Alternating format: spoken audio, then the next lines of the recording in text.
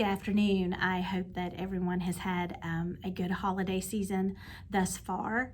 I wanted to touch base with you this afternoon to quickly go over some highlights from the Consolidated Appropriations Act of 2021 that the President signed on December 27th. It's referred to as the CAA.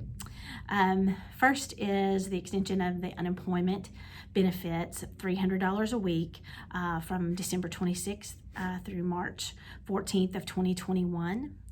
Second is the economic impact payment that will be allowed, again, like a stimulus payment, like the original stimulus payment. This one is $600 per taxpayer. Again, subject to the same AGI limits as the previous one. It will be direct deposited into your account, similar to the last time. So if you received a payment the last time, they should send it to the same account and everything the way that they did before. Second one is a big one for 2021 and 2022, and that's a 100% deduction for meals and beverages. As you know, previously those had been limited to 50%. For years they've been limited to 50%. And so now for 2021 and 2022, you will be able to deduct 100% of your meals and beverages. Second, there's the $300 charitable deduction that will be allowed as an above-the-line deduction, even if you don't itemize. I know several people that phase out and the standard deduction is higher. They're not able to get the benefit of their charitable deduction, so this will allow $300 of those as above-the-line deduction. The next section is pertaining to the PPP loans. Those that had already received loans, throughout this year. Originally, we were not going to be able to deduct the expenses like the payroll costs and rent and things like that we use those funds to pay. They have now come back and said those expenses will be deductible so that the loan will be fully tax-free as long as it is forgiven or forgivable. There's also a second round of PPP loans that they are going to be rolling out. That's if you have 300 or less employees, and you can show that you've had a 25% reduction in gross receipts from 2019 to 2020.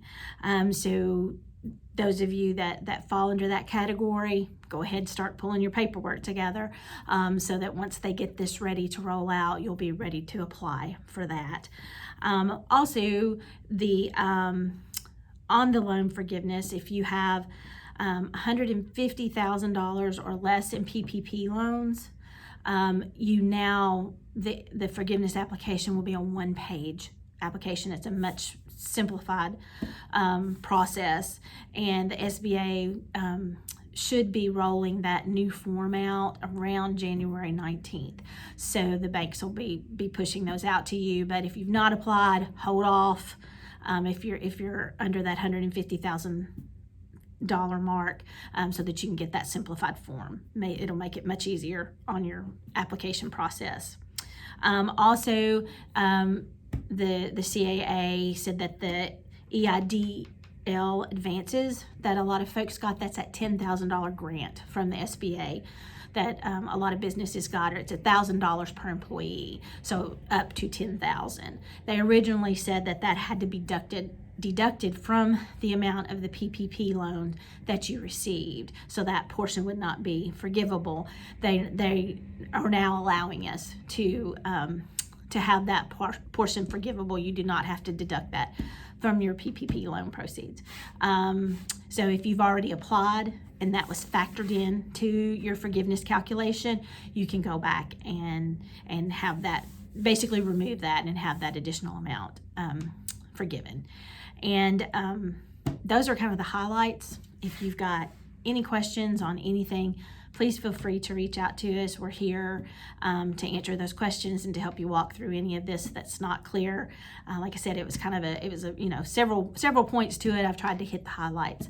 But again, we wish you all a happy new year, and here's to a much better 2021 for all of us. Thanks.